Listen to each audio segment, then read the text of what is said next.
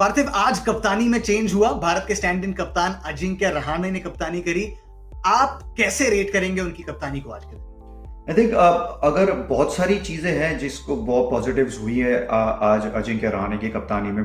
Think team, सबसे पहले तो टीम बहुत रिलैक्स लगी, आपने बहुत सारे चेहरे देखे कि बहुत खुश थे। दूसरा एक मुझे सबसे अच्छा लगा कि जिस तरह से उन्होंने बॉलिंग का वेरिएशंस किया, जिस तरह से बॉलर्स को रोटेट किया, जिस तरह से अश्विन को 11वें ओवर में गेंदबाजी कराई। एमसीजी टेस्ट मैच में आप बात कर रहे हैं ऑस्ट्रेलिया में, और ज्यादातर कप्तान ये सोचेंगे नहीं, लेकिन उन्होंने वो काम करके दिखाया। जिस तरह से बुमराह का यूज किया, जिस तरह से जब जब जरूरत पड़ी तो बुमराह को छोटे स्पेल में डलवाया और फायरी स्पेल डलवाया, और विकेट जैसे ही आगे बाद में वापस अश्विन को लाया। तो उन्होंने एक एंड से अटैक चालू ही रखा और दूसरे एंड से थोड़ा डिफेंड करा रहे थे उमेश यादव से और मोहम्मद सिराज से। और रविंद्र जडेजा को भी जल्दी गेम में लाए, क्योंकि वो भी बहुत टाइम से टेस्ट क्रिकेट नहीं खेल रहे थे, उनको लाए, उनका स्पेल भी अच्छा गया। और जब भी उनकी जो चॉइस ऑफ बॉलर्स थे वो थोड़ी सी अटपटी थी, लेकिन उनके दिमाग में था कि प्लान सही था कि किस टाइम पे मुझे किस गेंदबाज को करानी है। आखिरी में अगर सबको लग रहा होगा 9 विकेट गिर गए थे, फिर भी रविंद्र जडेजा गेंदबाजी कर रहे थे, वहां पे विकेट मिली।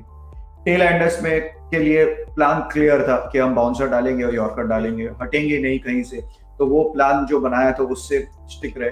खाली अगर थोड़ी सी अगर बात करें तो एक मुझे जो लग रहा था वो था कि लंच के बाद शायद अश्विन और या बुमराह दोनों में से एक से वो शुरुआत कर सकते थे, लेकिन ओवरऑल बहुत बढ़िया कप्तानी करी अजिंक्य।